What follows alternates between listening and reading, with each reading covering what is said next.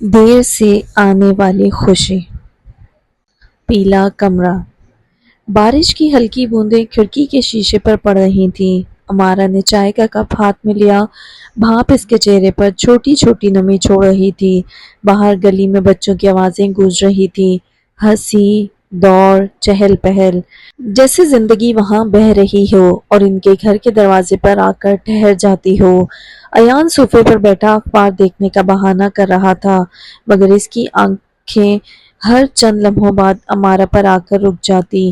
وہ جانتا تھا امارا کے دل کے اندر وہ شور کتنا گہرا ہے جو باہر کے سکوت سے بھی زیادہ چیختا ہے۔ چائے ٹھنڈی ہو رہی ہے، امارا نے دھیرے سے کہا، مگر خود اپنی بات پر مسکرا نہ سکی۔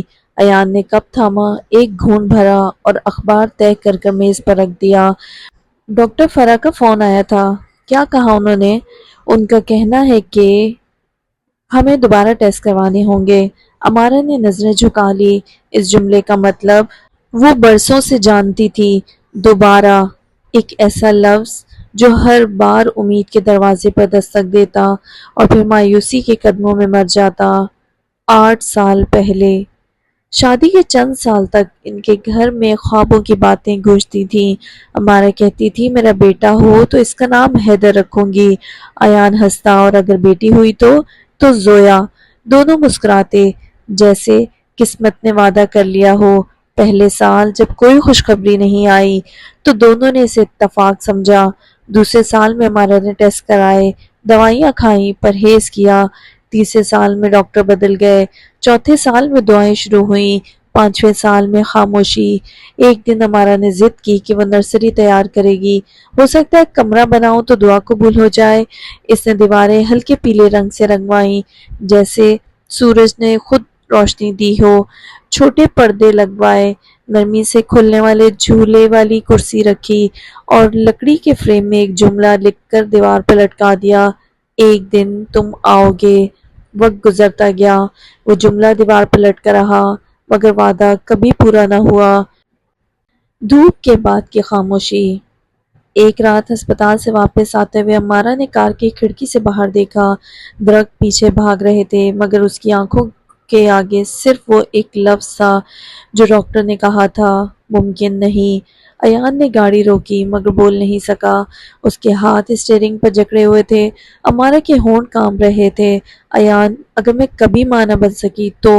ایان نے اس کی طرف دیکھا، تو میں تمہارے ساتھ ہی رہوں گا، کیونکہ میں باپ بننے سے پہلے تمہیں کھونا نہیں چاہتا۔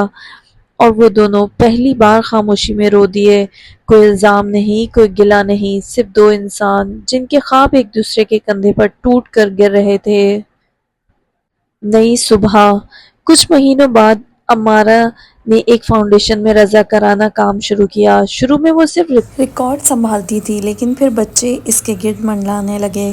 کوئی اس کے دوپٹے سے کھیلتا، کوئی اس کے بالوں میں ہاتھ ڈال دیتا۔ ایک دن دوپہر کے وقت ایک ننھی لڑکی آئی، بال الجھے ہوئے، کپڑے پر دھبے، مگر آنکھیں ایسی روشن جیسے آسمان پر پہلی کرن۔ امارا نے پوچھا، تمہارا نام کیا ہے پیاری؟ لڑکی نے مسکرا کر کہا، زویا۔ وہی نام جو کبھی امارا نے اپنے خوابوں کے بچے کے لیے سوچا تھا۔ دل کا پیلا کمرہ۔ زویا کو گھر لانے کا فیصلہ آسان نہیں تھا۔ ایان پہلے ہچکچایا، امارا، ہم جذبات میں فیصلہ تو نہیں کر رہے؟ نہیں، امارا نے دھیرے سے کہا، میں زویا کو لے کر اپنی زندگی پوری نہیں کرنا چاہتی۔ میں صرف اس کے خالی پن کو بھرنا چاہتی ہوں، اور شاید اپنا بھی۔ کچھ دنوں بعد کاغذات مکمل ہوئے۔ جب زویا گھر آئی تو امارا نے وہ پیلا کمرہ کھولا۔ برسوں بعد روشنی اندر آئی، ہوا بدلی، اور دیوار پر لٹکا جملہ جیسے بول اٹھا، ایک دن تم آؤ گے۔ زویا نے ہنستے ہوئے کرسی کو جھلایا، اور ایان نے پہلی بار دل سے مسکرا کر کہا، خوش آمدید میری بیٹی۔